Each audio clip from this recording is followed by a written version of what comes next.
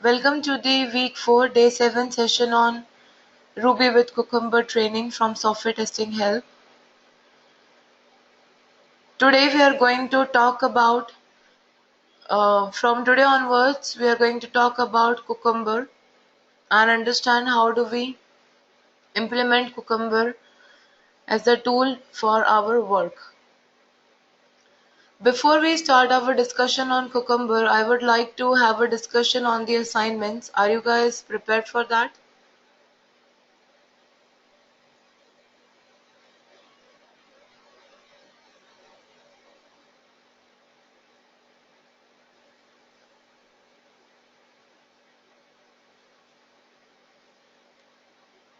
Okay. So what we will do is we are going to pick up each question I asked in the assignment. Just have a look at what kind of solution we are going to prepare for it and have a look at the answer. Okay. So in case people who have already completed assignments, for you it might be a little bit not interesting, but for others I would like to do that. So just give me 2 minutes, we will start.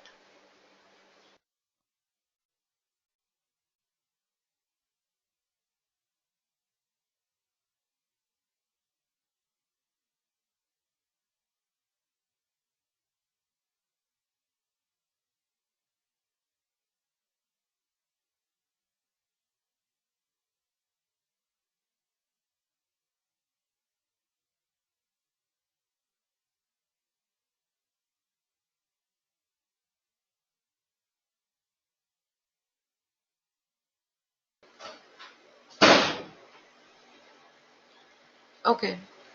So we had in the first assignment, we are asking the user to enter three numbers and find the smallest of them. Which comparison operator will we use in here? And decision making statement. So I would like this part of the session to be highly interactive, because only then we will be able to succeed. Otherwise there is no point in doing this exercise today. So you guys please be in an interactive mode and help me do it quickly. Okay. So in here we are asking the user to enter three numbers and find the smallest of them. You have to identify and understand that when you are performing or writing down the pseudocode, the components which will become useful is the if statement, because you are going to perform a decision, and the less than operator. Okay, these are the two things which you will have to check.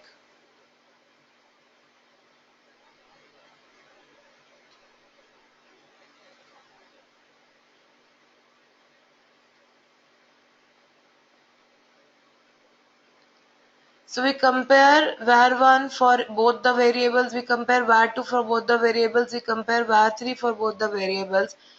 Depending upon whichever condition becomes fulfilled, that particular statement will be printed. Okay. Now when you are saying Abhishek case or while, what is your basis of saying? Is while a decision making statement or a looping statement?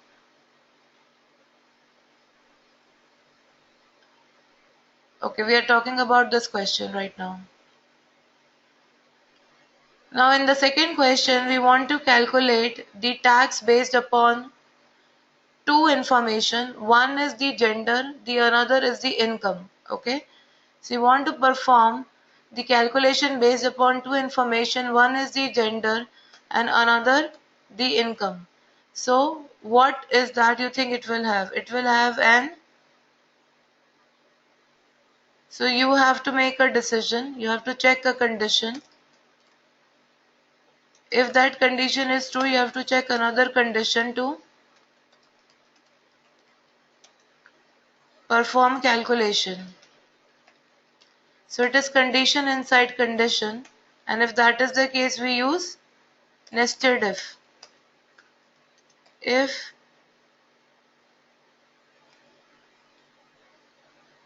inside it we have another if, and so on goes. Okay.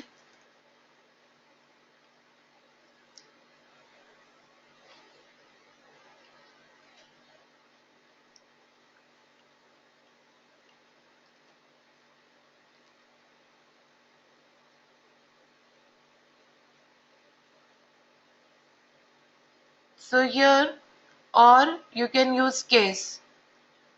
So case gender, then we have if inside it. Another case gender, then we have got if inside it. Okay. So either we use nested if, so instead of case and when it would have been if, or you could have used case with an if statement. Okay. Both of them are true to give you the answer. Clear to all of you?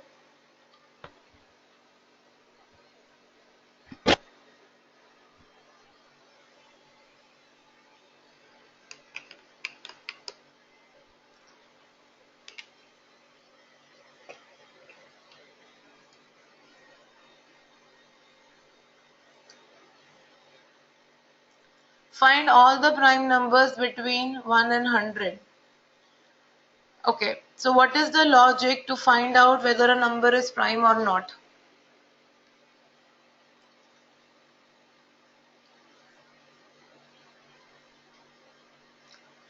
What is the logic or what is the condition to find whether a number is prime or not?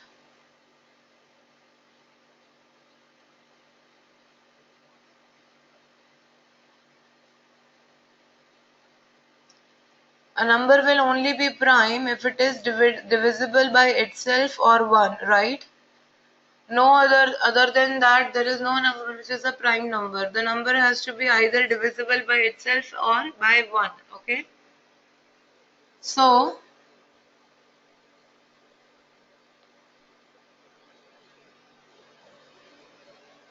with this logic, let's imagine, is it possible to divide a number by, so inherently what is that you will do? You will basically take a number and would like to divide it by all the numbers less than it, correct?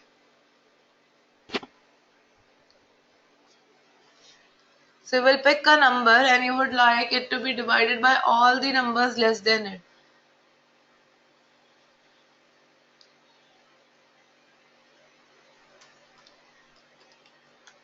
Pick a number and divide it by all the numbers less than it. If for any division is true, the number is not prime, else prime. Now in this case, the logic is correct, but can you reduce your iteration? Is it possible for a number to be divisible by a number which is greater than the half of it? For example, is it possible to divide 10 by 6?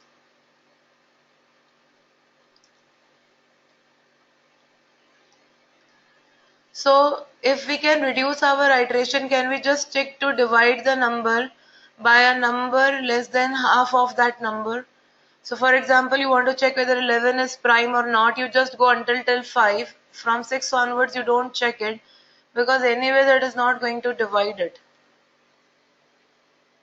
Right? I hope you all understand this aspect.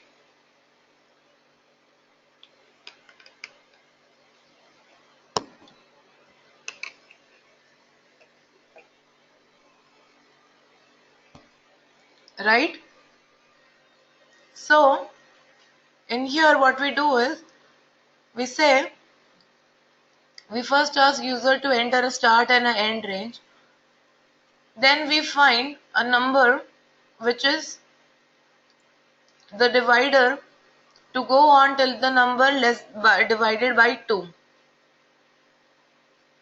So only until here, only that half of the range we check whether it divides our main number or not. If it doesn't divide, then it is a prime number. If for any of that it is true, then it is not a prime number. So that's our logic.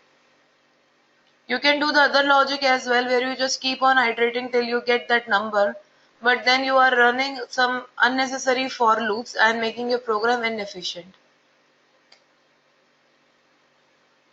Okay, let's talk about the Fibonacci series. So what is the logic you think the Fibonacci series require? So 0 and 1 are available by default, then the sum of last two numbers make the next number, and then there is a shift which we do, right? A shift to the right hand side of the series, and we key, and then we perform the addition, then we shift, then we perform the addition, then we shift, correct?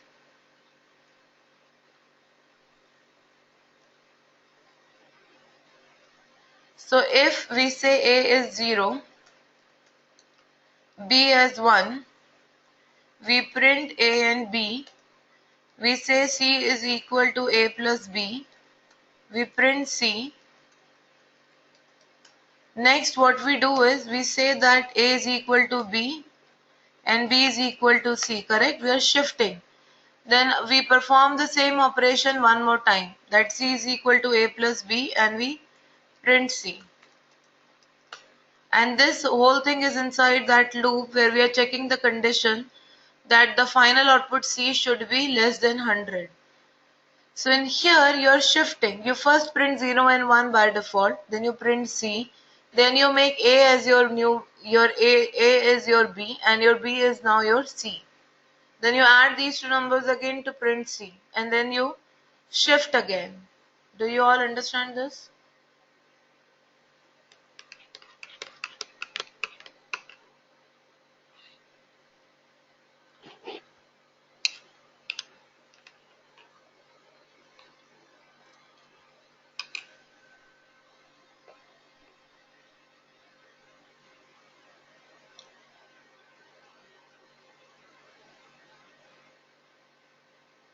Okay, so that's our logic. What is the use of using the break keyword? What does break keyword does?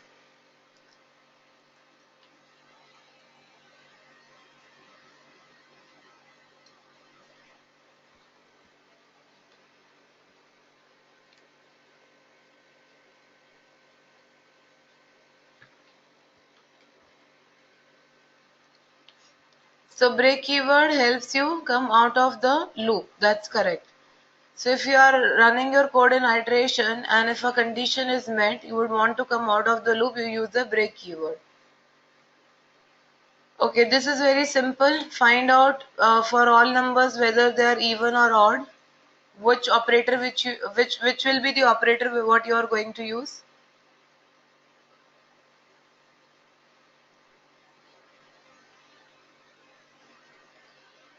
No, which operator? For and if, I know. No, division is not the right answer. The operator, the mod operator, okay? The mod operator, you divide the number by 2. If you get 0, then you basically find it's an even, otherwise it's an odd number. Next, the next question asks the user to enter the number and find the average of them. Okay, so which operator in here would be useful? So you ask the user to enter 10 numbers and you find the average of them. You print the average of them. So which operator will be useful in here? The shortcut assignment operator. Okay. So you add to sum the previous sum value plus the new number in that list. Okay. So you ask the user to enter 10 numbers, you get them all in an array. Then you run through that array and you find your sum, which is sum plus equal to ri, or it could also be written as sum is equal to sum plus ri. You add in the sum the previous sum value along with the new sum, okay, and you get the average of 10 numbers. Okay, this I have not done, this you can explore on your own. Write down a program without any reverse function to find whether a given string is palindrome or not. So what would be your approach for question 8? We don't have to use the reverse function and we have to find out whether the given string was palindrome or not. What will be our approach?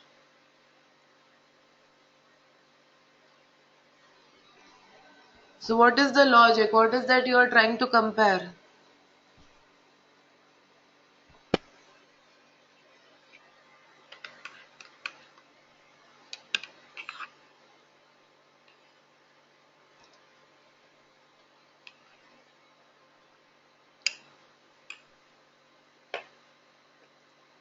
So in simple terms, let's say Okay, another way to do your problems is to take an example. Let's say we take hello.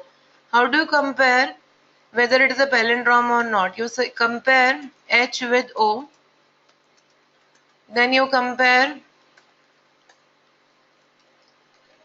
E with L, then you compare L with itself, right?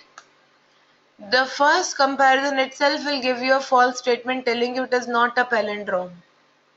So you are comparing the first letter from your left hand side with the first letter from the reverse of the string. Okay, and you keep on comparing till you reach the mid of the string, and until here only your comparison is required. We all understand this, right?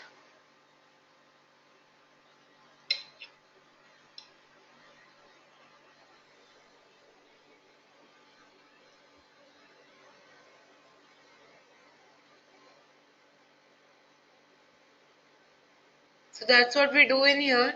We start with our counter, which is the length of the string, and we compare each with the last character to find out, and we set a flag.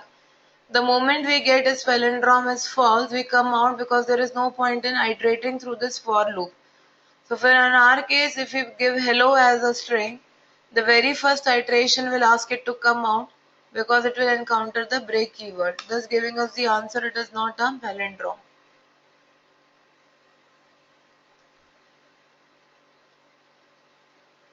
Okay.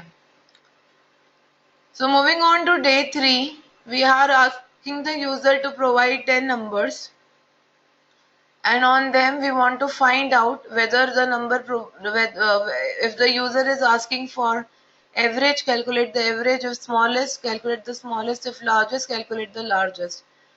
Now some of you who have submitted their assignment, they have not used the method function which was intended in here. You are directly calculating and printing all the smallest, largest and average output, which was not required. So in here we first ask the user to enter 10 numbers. You can get 10 or 5, whatever you require. Then we ask the user to enter his choice. He would enter A to calculate smallest, B to calculate average, and C to calculate for largest. Then I start with the case block.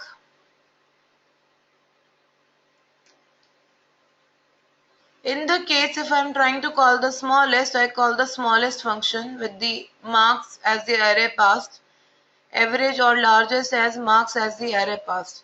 And here I have defined my function smallest, average and largest, which perform their operation on that array and return back the respective value. Okay, that's how this program required to be solved. Clear to you guys?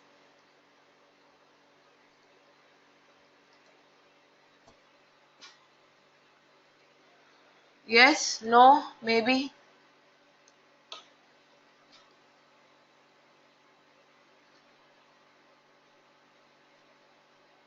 Okay, great.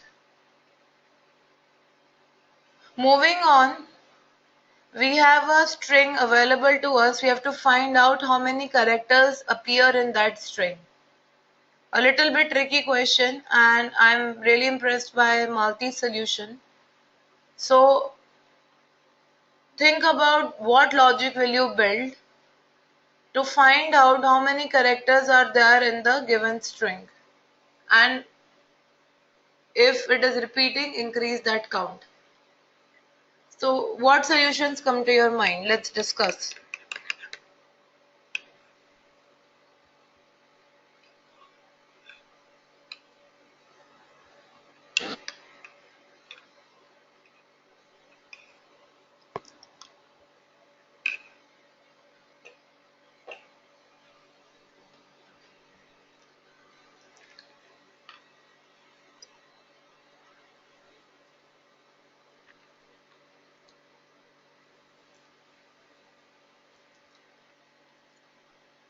So again, to solve this problem, it's a good idea to take a string. For example, hello is taken.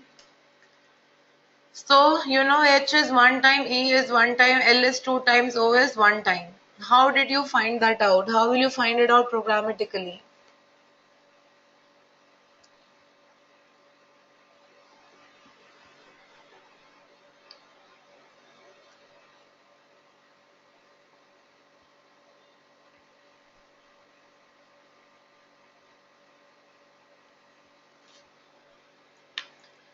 So let's say we have the string hello. What we do is we iterate through the string character by character, okay? Then we have created another list or another array. So when we read the first character, we put it into the array. It is obviously not there, so we put that in the array. Then we read the next character. We check whether it already exists in the array or not. If it doesn't exist in that array, what we do? We put it back into the array. We check the next character. We check whether it is there in this array or not. If not, we put that character there. We enter the next character. The next character already exists in the array, doesn't it? Like the L, the second L. So what you do now is, you know that you have to increase the value of that counter variable by 1 because you have encountered a duplicate character. Then you move on to the next character. You find whether that character is there in this array or not. If not, you put it there in this array.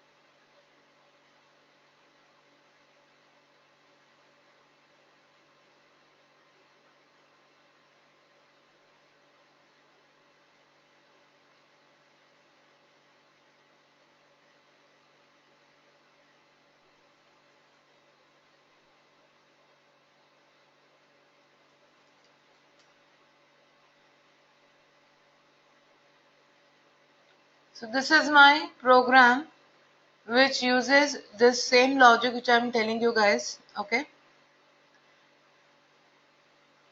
So we first get each character of that string variable, and we have a flag called as already exists, a boolean flag so as to allow us to break or stop iterating. Then we start iteration of our string. We set our flags and the subarray values. We start the iteration to find whether the string is available or not. If yes, we set the flag to 1 and we break and we come out of this loop. If not, then we keep on adding the values to the output array. In case it already exists, you iterate through that string again to find out how many times will it exist in that whole string. And you add that value to your value where you are calculating the number of times the character appear in that string, and then you simply print that value from here. That's one way of doing it. It is a little bit tricky, but it is pretty logical. Another way to do it is you create one big case statement, okay, where you do what? Where you have each character available.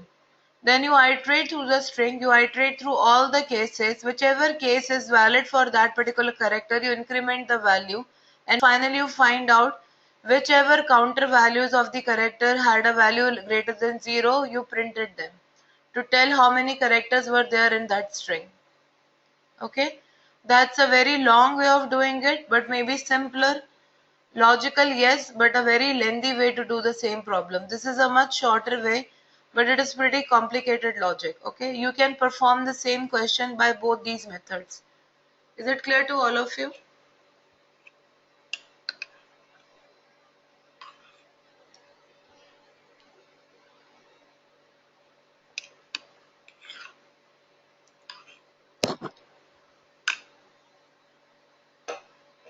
Rather, I believe the solution which I am showing, Malti, you send that, right?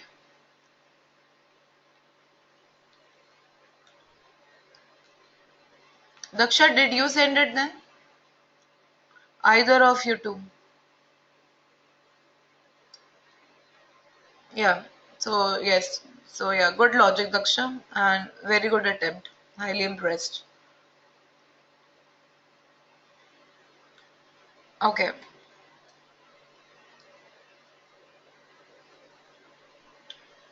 Then the next is we have to find transpose of a two-dimensional array. So when you have an array available to you, what is the transpose of it? Transpose of the array is that you basically replace or interchange rows and columns. So if we had values like 1, 2, 3, 4, 5, 6, the new array would become 1, 4, 2, 5 and 3, 6. So in another way to note what is actually happening is you had values like this 0, 0, 0, 1, 0, 2, 1, 0, 1, 1, 1, 2. Your new array will have value as in, so these are the position which contain the value. Your new array will have a value as 0, 0, 1, 0, 0, 1, 1, 1, 0, 2, 1, 2. Okay. So you have to get to this array from this array. So you are interchanging your I and j values.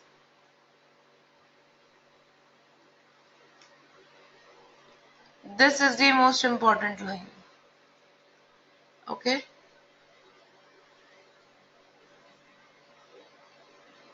That's it. You interchange the values. You make the j as the rows as columns and columns as rows, and you create the new array.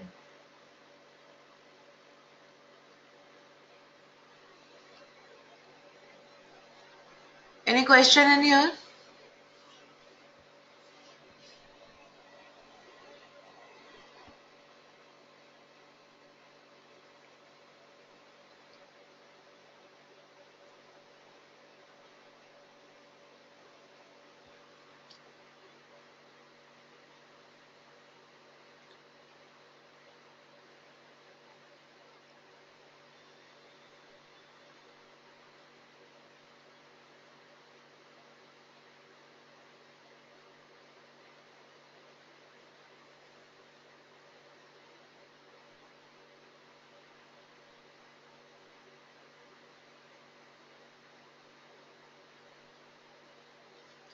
So in here we first fetch the rows of the array, the total number of rows.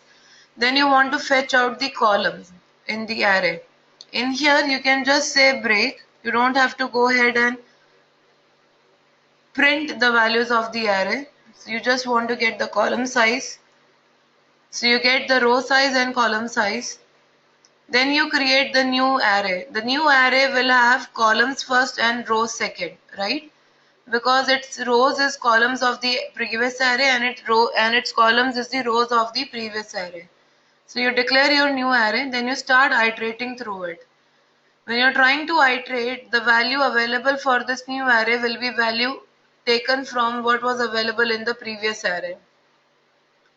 And then you just print both the arrays to get your answer.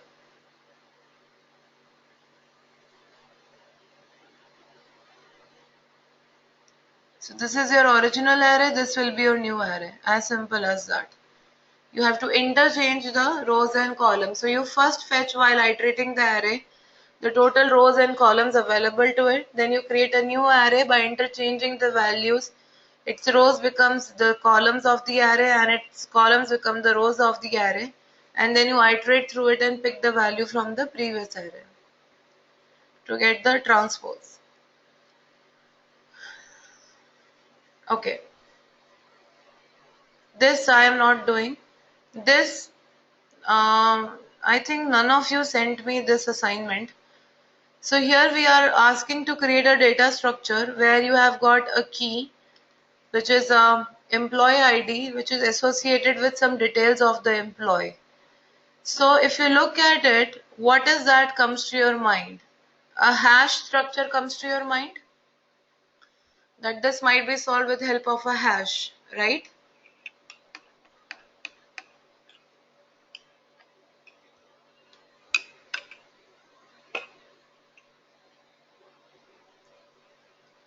Do you think it will have a hash structure?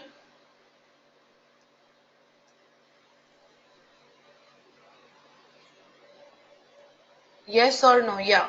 Okay, good. So if it has a hash, in our hashes what we have learned that the key is associated with the value, but in here what the value is? The value itself is a data structure, correct? Which is an array. So how do you solve it? You solve it the way it is, okay? Because Ruby is pretty flexible in that. So you declare your hash like this. Your key is associated with an array. Your second key is associated with second array. And your third key and so on is associated with the array itself. Then you iterate through this hash with the key value pair and you fetch each data by accessing the list elements. Simple. Okay? So the key is actually associated with the array itself and you iterate through the hash key value pair where once you encounter the value you iterate through each element of that value. So you access each element in that list by saying value 0, 1, 2, 3, etc. Okay?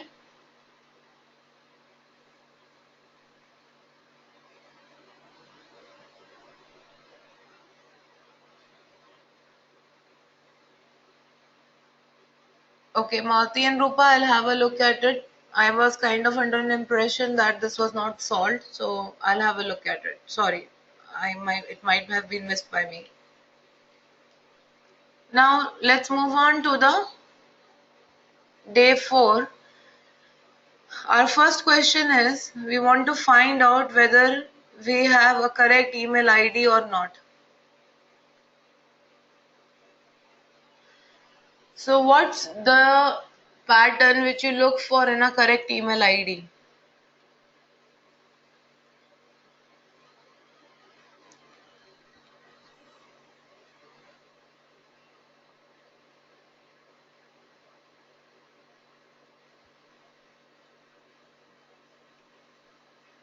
If statement is not the pattern, Bob, we are talking in context of regular expression.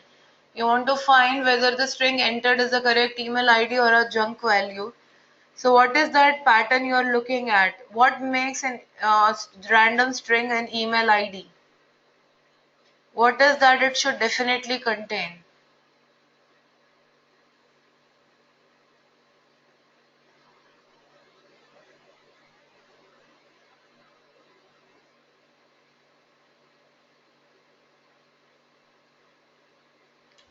So it should definitely contain @symbol and a dot operator. It doesn't matter what it contains before or in between or after that.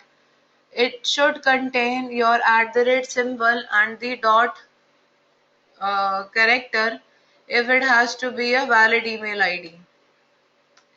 So as Abhishek put it, we want something like this. So in the angular brackets, it could have been anything. It doesn't matter to us. That's the regular expression you are aiming at. So once you create this pattern, you can then find out whether the given string has this set of characters or not. If not, it is not an email ID. If yes, it is an email ID.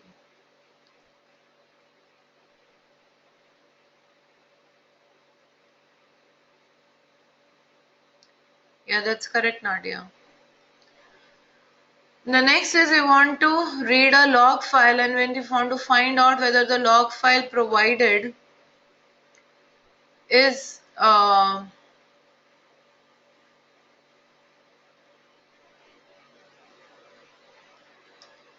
so we are wanting to read a log file. We want to find out whether the log, after reading the log file, we want to create separate log files for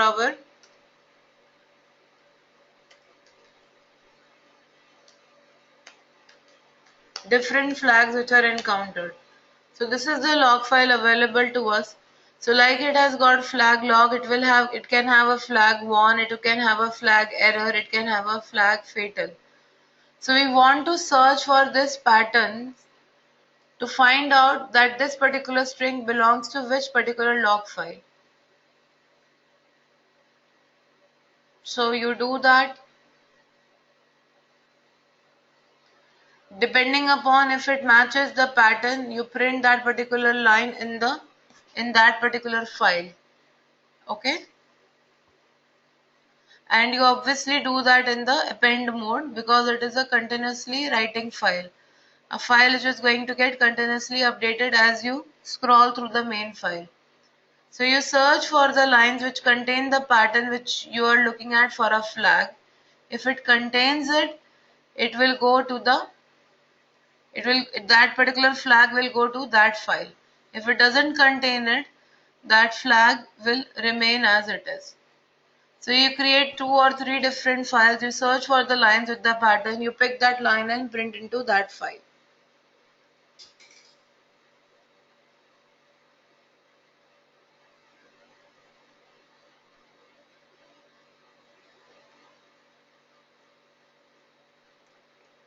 Okay, here we wanted to show inheritance. So you could have taken any example. All I wanted for you guys to understand was that it is possible that the same class can be inherited by more than one subclasses. Okay. So you created a class browser and you inherited it to Chrome IE or Firefox. You can create as many methods you like to show this inheritance.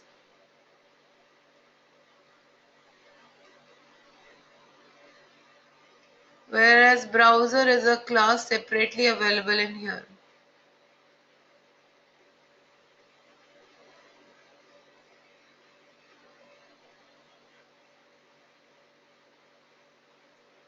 Now in the next question, I want to find out whether it is okay that a class can be inherited by 2 other subclasses. Is it possible?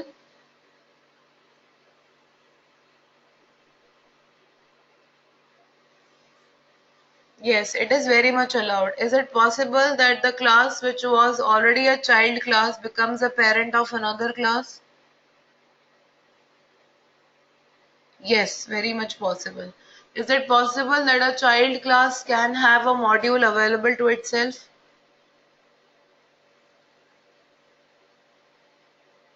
Yes. So even though a class is inherited, it can definitely contain a module. So that's what we show here in the mixin example. We created a module called as management and we defined a small function called as manager. Then we created a class human which had got some function of setting name, setting age, getting name, getting age, etc. Then we create a class student which is taking inheritance from human class. We create a class employee which again is inheriting from the human class. We create class CXO which is also including the module management and is inheriting from employee. So now when you create the object of these classes, you will find out that you can access its previous functions as well.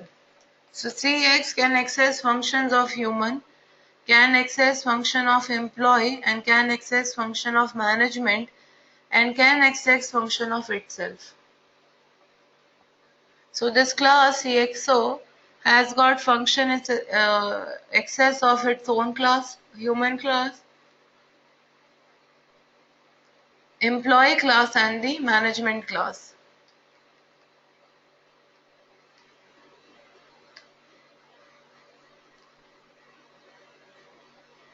This is for management and for employee I think there is a print info function.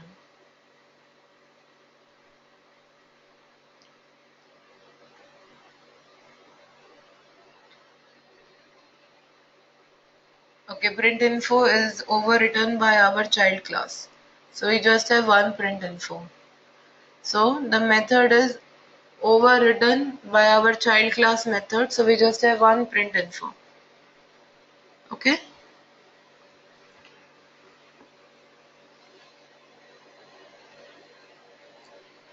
Any questions in here?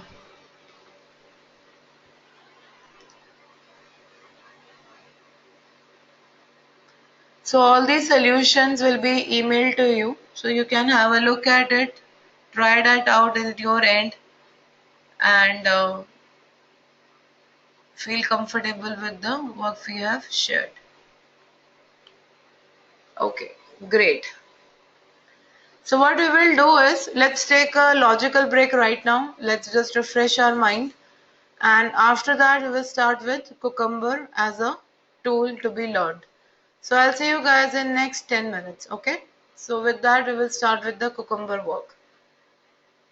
So during the break, my voice will be on mute and screen on hold. Thank you.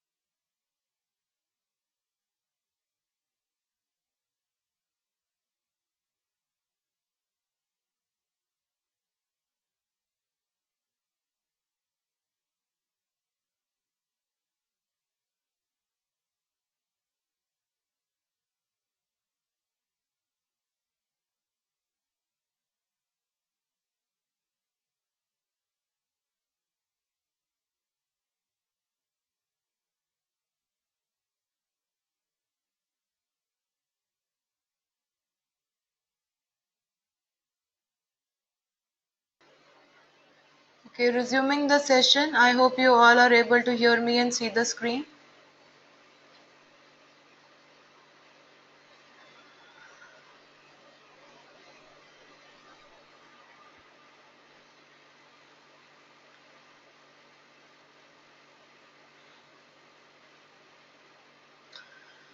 So, in nowadays software engineering activities, we basically have put into practice agile methodologies. I'm sure you all must have heard about this word, agile, and you all must have been practicing it as well in the form of implementing scrums into your projects and implementing ADDD way of working or approaching writing down test cases scenarios, or the TDD, the test driven development.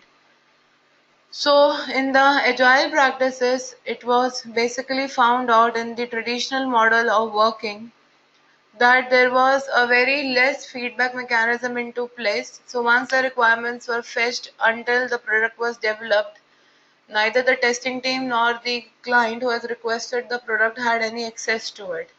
So their feedbacks were not taken into consideration during the making of the product, thus resulting into a lot of products be going down the drain because what was expected was never provided. So there came a famous saying that client wanted apples, we gave them oranges.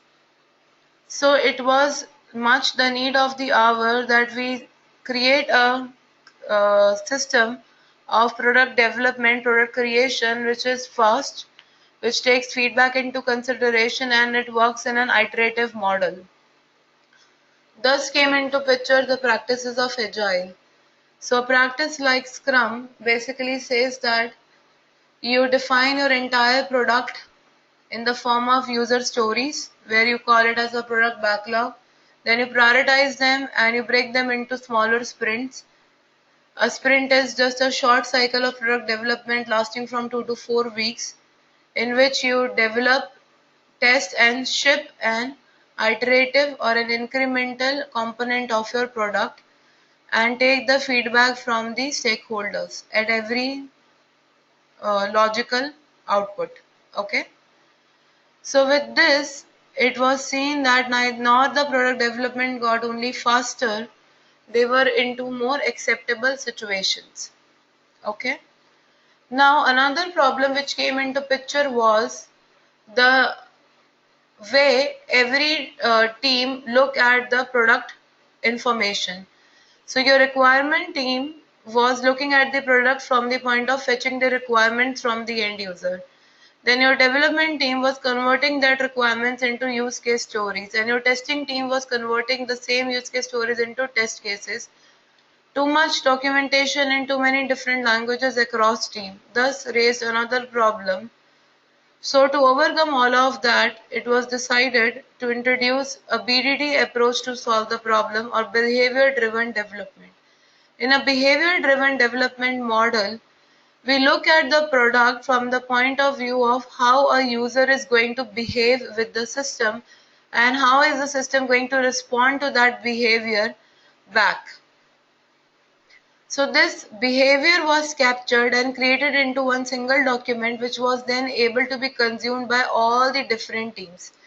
Whether requirement or testing or development could use this particular artifact.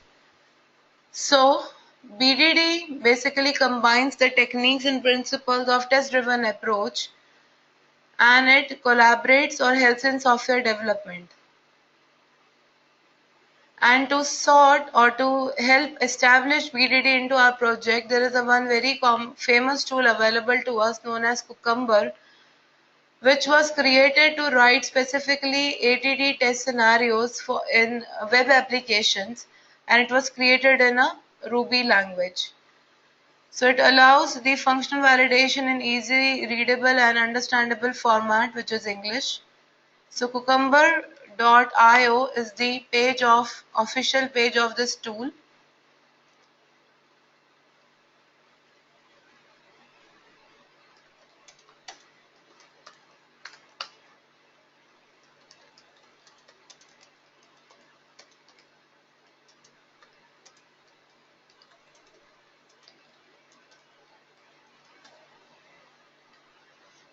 So you can find out some information from here, and it basically introduces the concept that we need to capture the user behavior with the system under given circumstances, and it's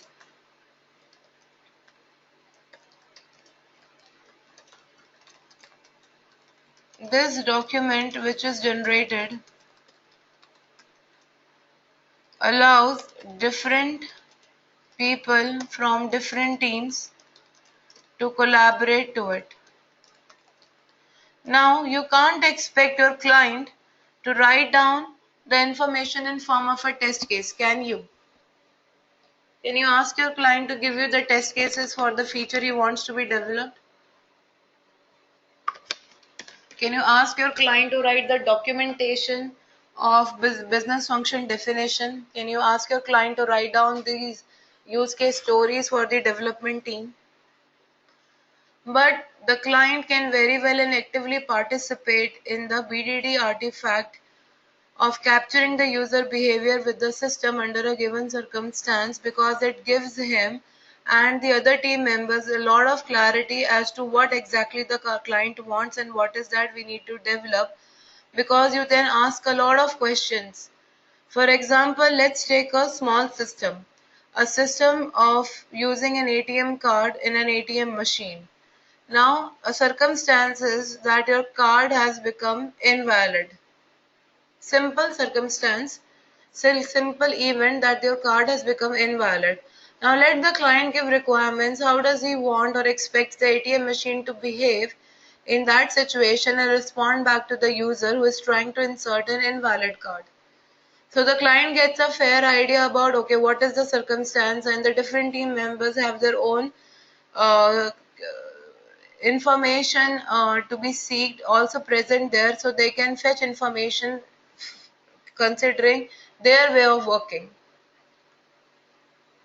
So we say user inserts invalid card, the machine identifies the card is invalid, and a good behavior would be the card is sent back, or a good behavior would be the client is informed that the card entered is invalid and then it is sent back. So a requirement analyst or a tester could argue, or a business analyst could argue, that your user behavior should be high. So you would want to give a message and give out the card. Your development team may not be bothered, they are more bothered to understand what kind of decision will the machine be taking so that they can code. Okay, so all teams can get their answers, and the client also clearly knows, okay, that's how he is defining the behavior and the response under a given circumstance. And they all are able to generate this one document which can be consumed across different teams. So the BDD allows the collaboration of both the business end, your stakeholders, and your technical team together as one team and generate these artifacts which can be consumed by everyone. So do you understand the power which BDD brings along with itself?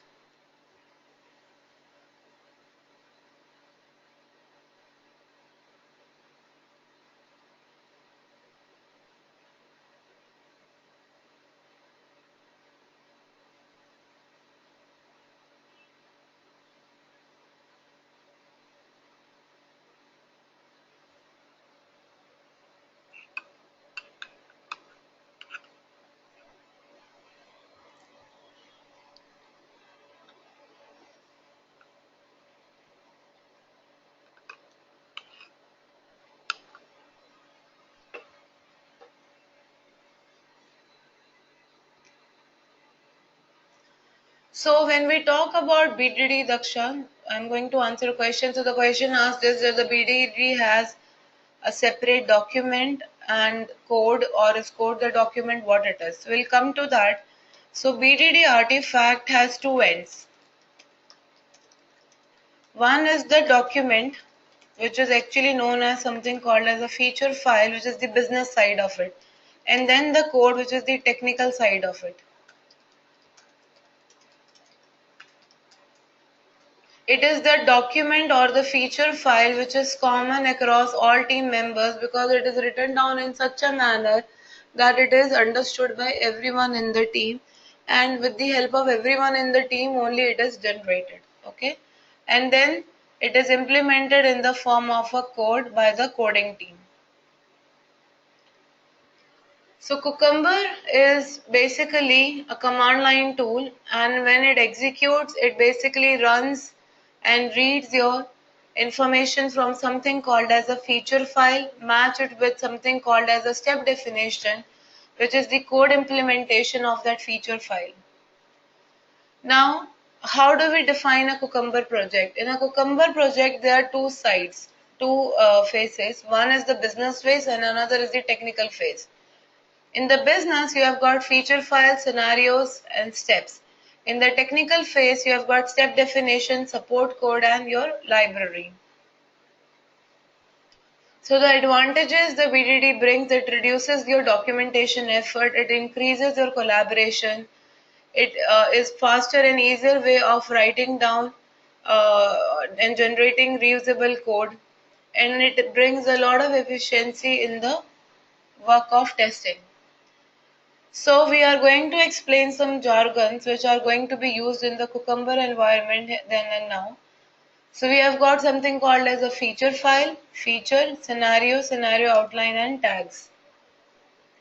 So that's how a project structure or a project layout of the Cucumber looks like. At the top you have got the project.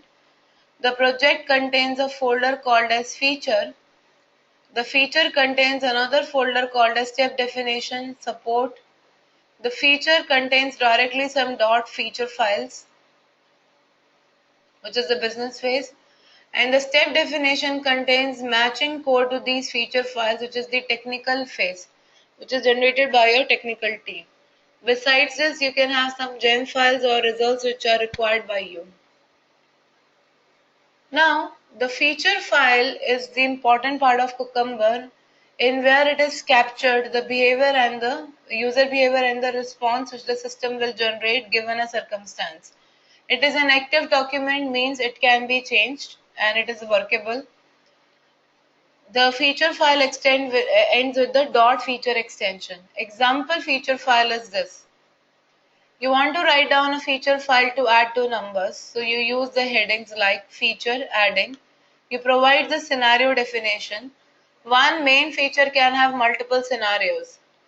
You want to add two numbers, so given the input, when the calculator is run, then the output is available. So it is in this format these feature files are generated. Every test in a feature file is known as a scenario, and there could be more than one scenario for the same feature. Example, the feature is login logout of application.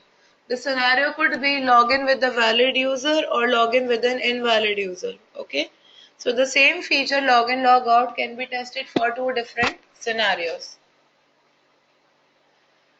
Now, the scenario is basically explained in the format of a language called as Gherkin. Gherkin is the DSL for the scenarios and for this feature file. DSL means domain specific language, and it allows us to explain every feature in the given, when, then format. So if you look it from the manual testing perspective, given is like your precondition, when is your actual test steps, then is your post condition with validation.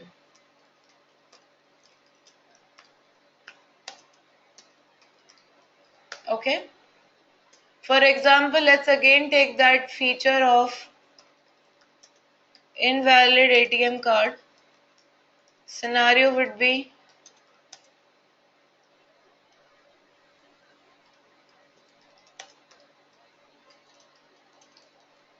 so given user has an invalid ATM card, that's my precondition, that's my situation, that's my environment in which I am in.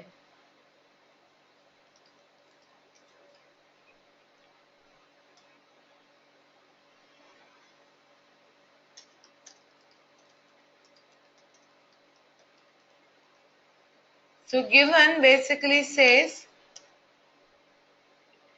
environment in which you are in, when the action you want to perform, then the validation which will happen. So given user has an invalid ATM card, when, what is my user action?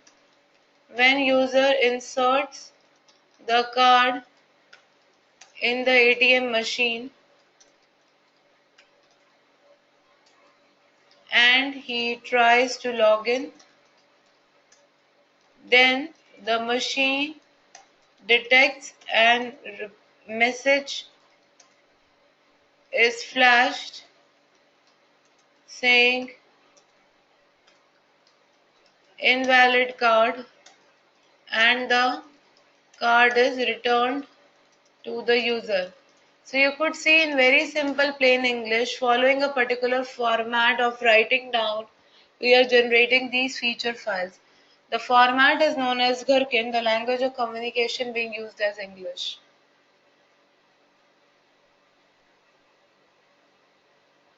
Make sense?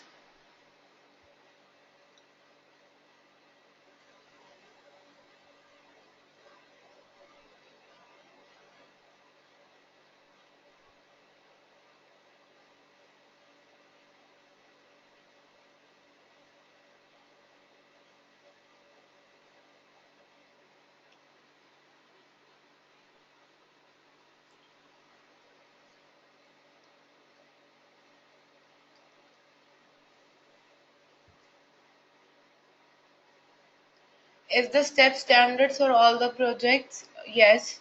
So the steps by that you, if you mean the format of given when, then yes, it is true for all the feature files we're going to generate in BDD. That's my DSL, that's my domain specific language, that's my syntax, that's my way of writing down these feature files, Rupa. That's my grammar, okay? So like in English grammar, you have rules. Similarly in Gherkin language, you have got rules. You start with feature, then you come to scenario. In scenario, you have got your condition explained as given, when, then, so that it can be understood by everybody around in the team.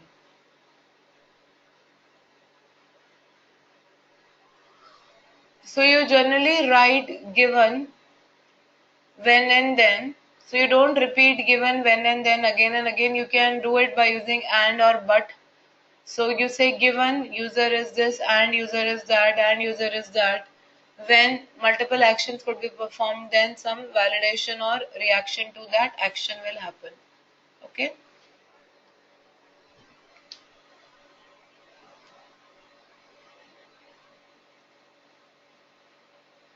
Now scenario outline. Scenario outline is basically used when you want to parameterize the scenario. So if you have used word scenario outline, you have to give the variables used in your Gherkin language in angular brackets,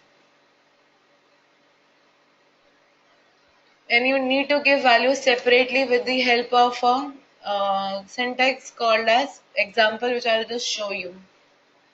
Then you have got something called as tags. Tags are like sticky notes. It's like helping you group your features together. So you can have a tag of regression test, you can have a tag of front end test, back end test, nightly run test, etc. just above your feature word. So when you execute these feature file, you can actually choose you want to execute all the feature files belonging to a certain tag. So Gherkin is a language that Cucumber understands. It is a domain specific language, business readable. It basically describes the software behavior without actually trying to tell us how that behavior would have been implemented.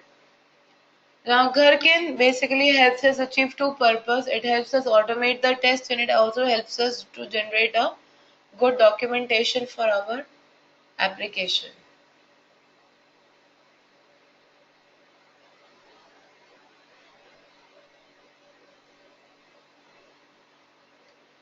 Now, a Gherkin file will mainly contain the following keywords: feature. background, scenario outline, given, when, then, and, but, and examples. So these are some of the important keywords which we will be able to find in the feature file. So the very first is the word feature, which basically is a higher level explanation of the main feature available. Okay, followed by a line of description. Naming convention of feature file is you give the logical or the business name of that feature file along with underscore feature, and extension is dot feature.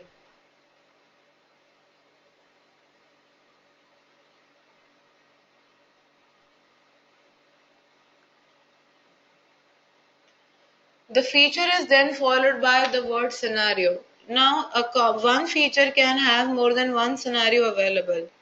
For example, you want to test the feature of login and logout, and you can have two scenarios: login with an valid address and login with an invalid address. Okay? So, scenario basically is the detailed explanation of one of the events which will happen in that feature, and it is here we define the feature in the given, when, then format. Scenario outline is used when you want to parameterize your scenario, as I have just explained, and then you can use another keyword called as background. Background basically talks about how do you want the system to be in, or what state you want the system to be in if you want to execute the same scenario again and again. So every time you might want the system to reset itself. For example, you're performing some operation on calculator and you have parameterized that by using scenario outline. Then you have to also use the word background, because every time it is going to test for the new data set, you want the system to be reset to 0. So that action which you want to be happened before every test starts is saved in the background annotation.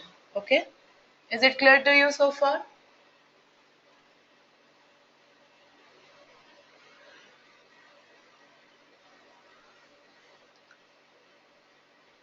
Go ahead.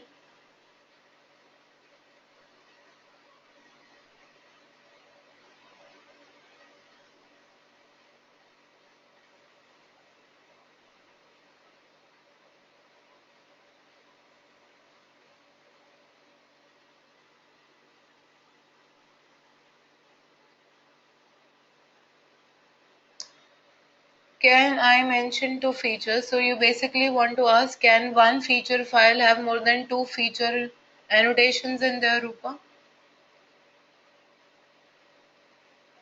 No. Your one feature file has one feature, but it can have multiple scenarios.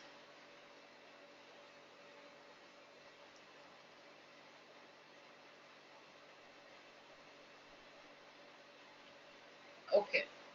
So then you have got the words as given, when, then, as explained. Given is to allow to put the system in a known state so that the user can start its interaction with the system. When is the actual steps or the action which the user is generating with the system. Then is the outcome or the response of the system or the validation of what the user has done, whether it is working or not. So it's like your verification. For example, you want to add two numbers, then you have got a small description, then you have got a background. You want the calculator to be reset to 0 every time it executes a scenario. And the scenario outline, you basically have defined, given the input, and when the calculator is run, you get the output. Now, input and output are something which are parameterized with the help of a keyword called as example. So it's here in the example that the values are made available, and at runtime, the angular bracket variables are replaced by the values in here. If I want to combine more than one feature or more than one scenario description with another in given, when, then, or you want to negate it, then you use two keywords like and or but. Now let's try and write down some feature files and practice them.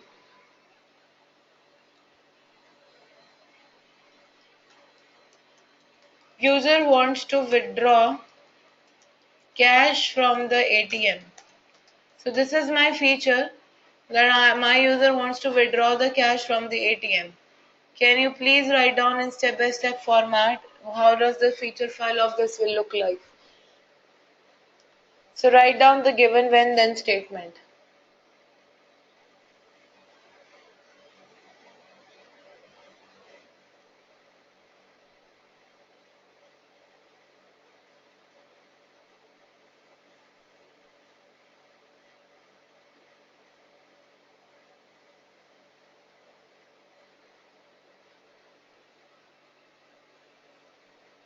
So please attempt it.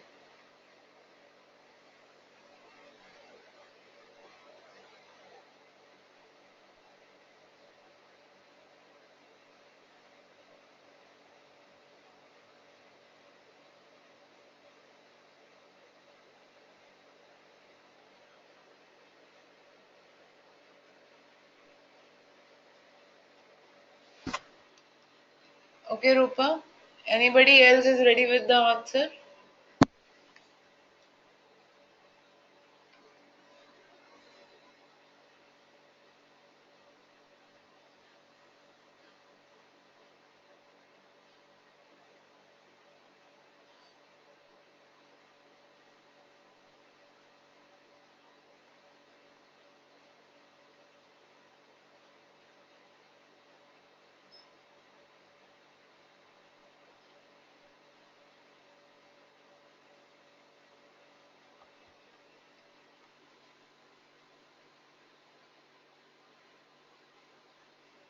Okay, so we have an answer from Abhishek.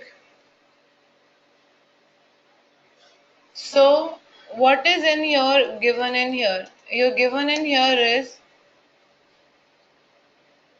user is valid and has a working ATM card. When he inserts the card in the machine and he provides his PIN and selects withdraw,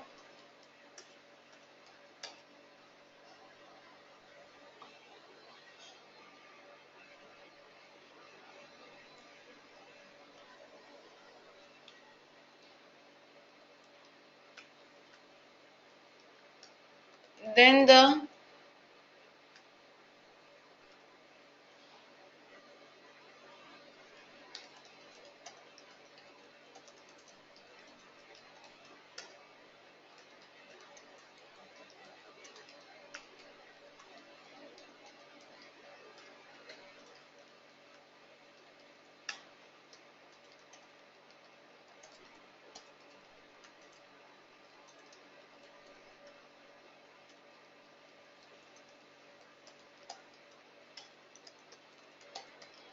the requested amount should be dispensed by the machine. Then the user account should reflect the changed amount. Then the user should receive a message on his her mobile.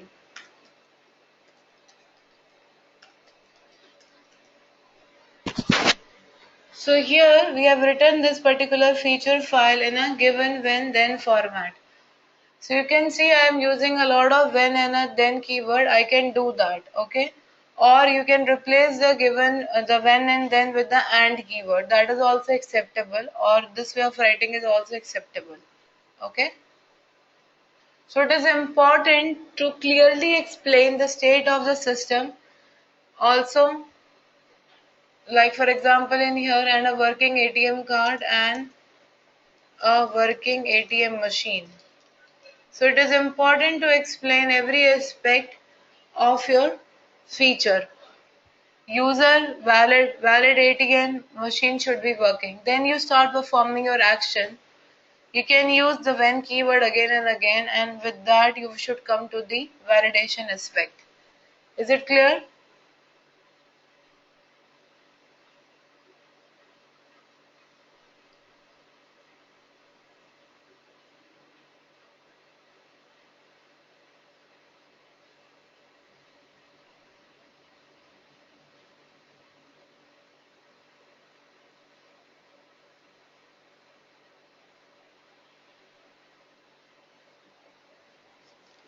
Any questions in here?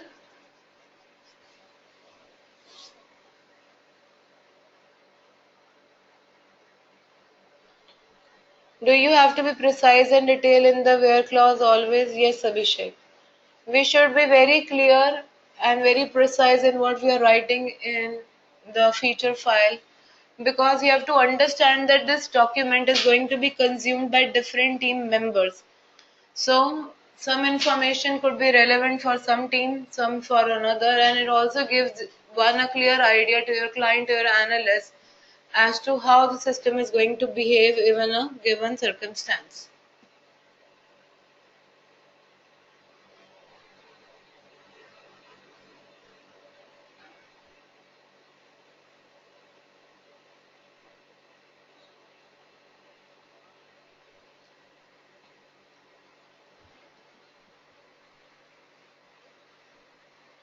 Any other question?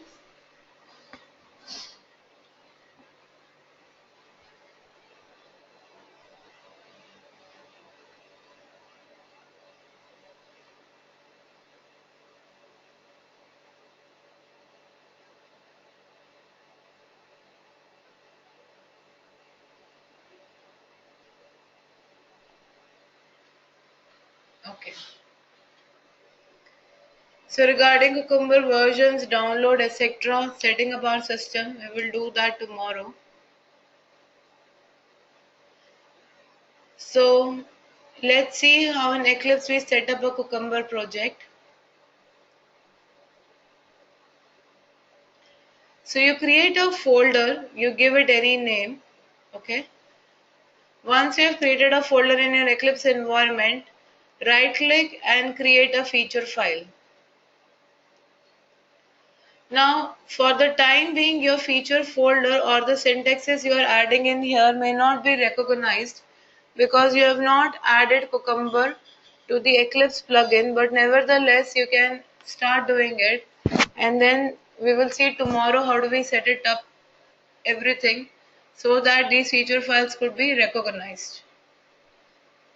Inside the features folder, you create all these feature files with the extension .feature along with this format. Okay.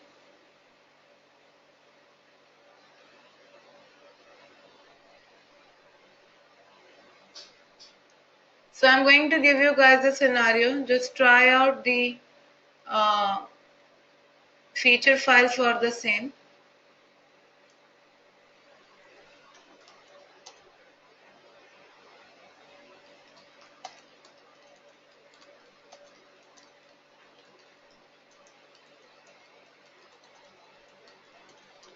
So you all must have done a search on the Google, right? So write down a feature file which explains the search function of the Google and remember to parameterize it as well. So please attempt it.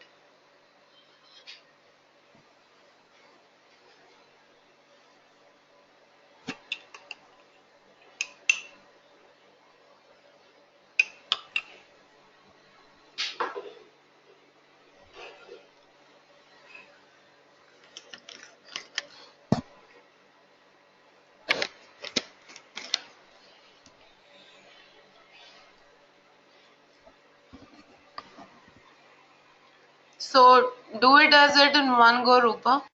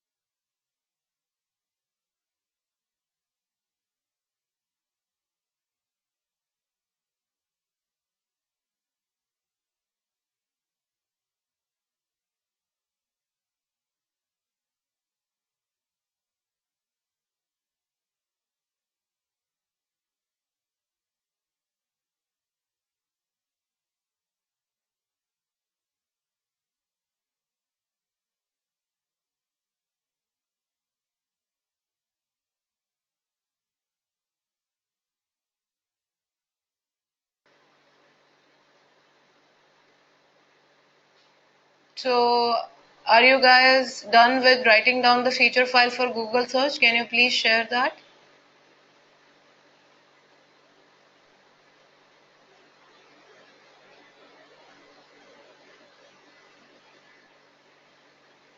That's not correct, Rupa. Try and attempt it again. So remember, you have to be concise. Given is the state your system and the user is in. When is the steps you perform, then is the validation which is happening. Okay? And remember to iterate it, to provide some parameterization on it.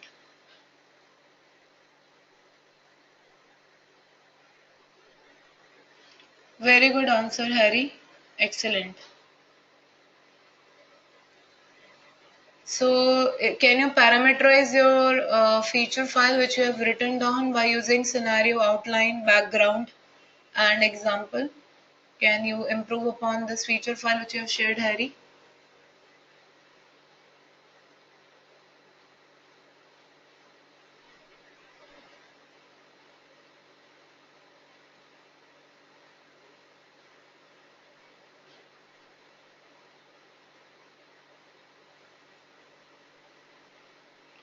So come on, isn't anybody else ready with the answer? Malti, Daksha, Abhishek, Bob, Nadia. Please share your answer to write down this feature file for Google search and please parameterize it. Okay, so do you remember we discussed about the words like scenario outline, background, and example? I just showed you guys some time ago.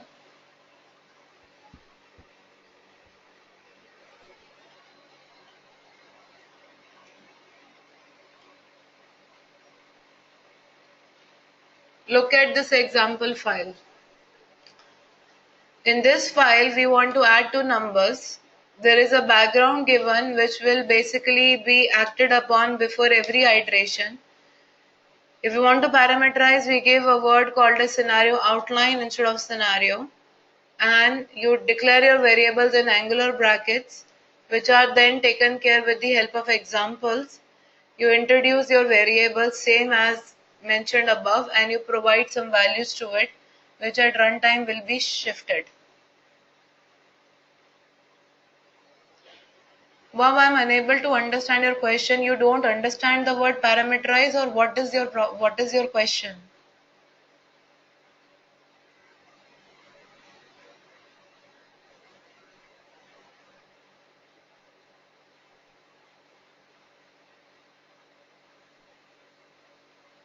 When I say parameterize a test,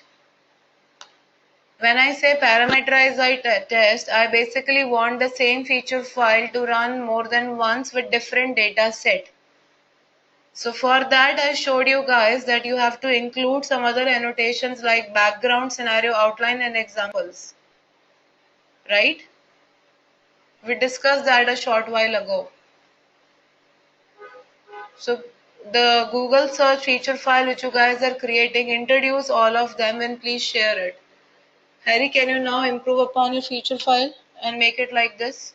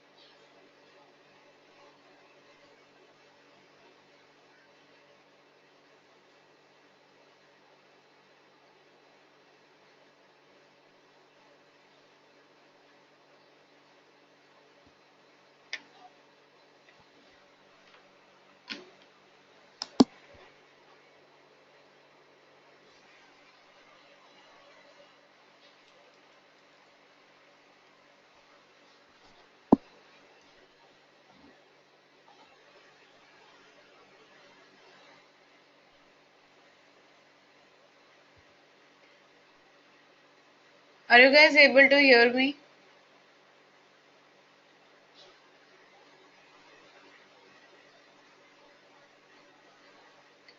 Okay, whoever is facing an issue with the voice, please re-log in. Okay, others, I am wanting you to share your feature file. I hope you all are writing. So once you are done, please share. I'm waiting for it.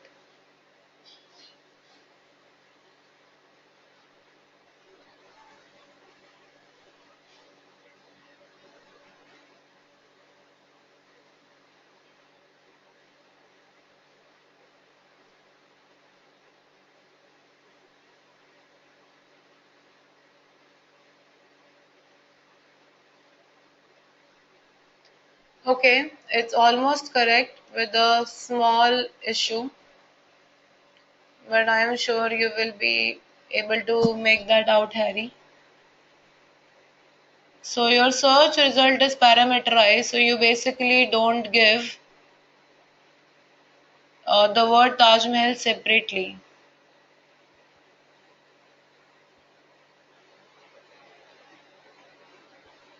Okay, good answer, Daksha.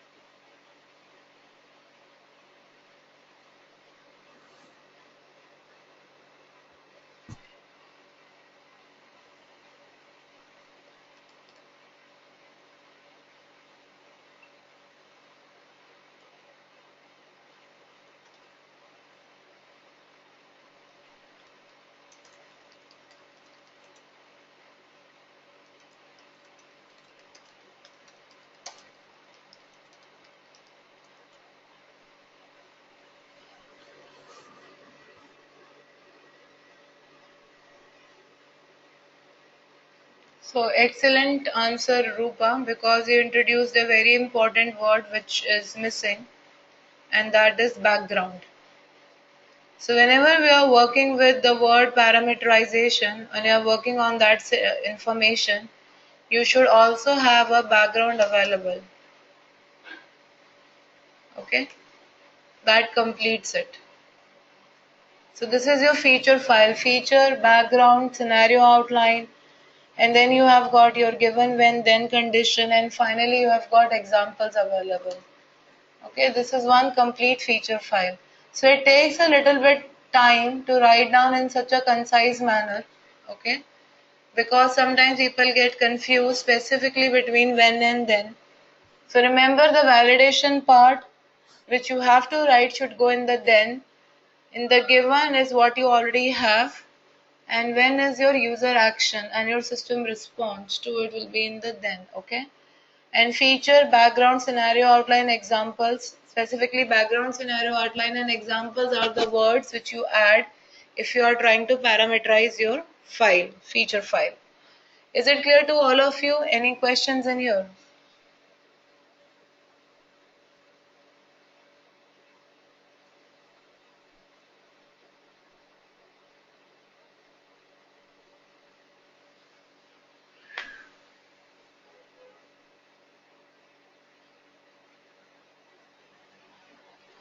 Isn't background the precondition? No, background is not same as given, multi.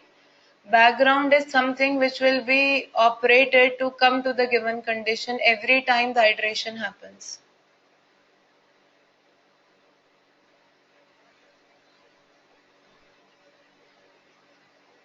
Parameter can be anywhere in given, when, or then. Yes, Daksha. But generally it is there in when and then.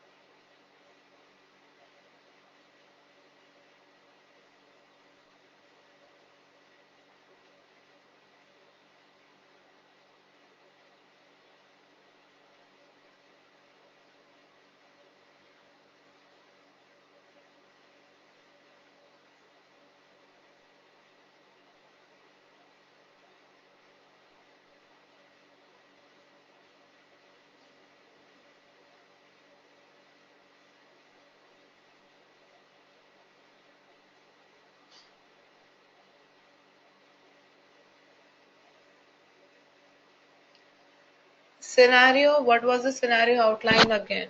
Okay. We use the annotation scenario outline in situations, Abhishek, where we want the scenario what we have written down to read parameter values from the example annotation. In those situations, we use the word scenario outline instead of scenario.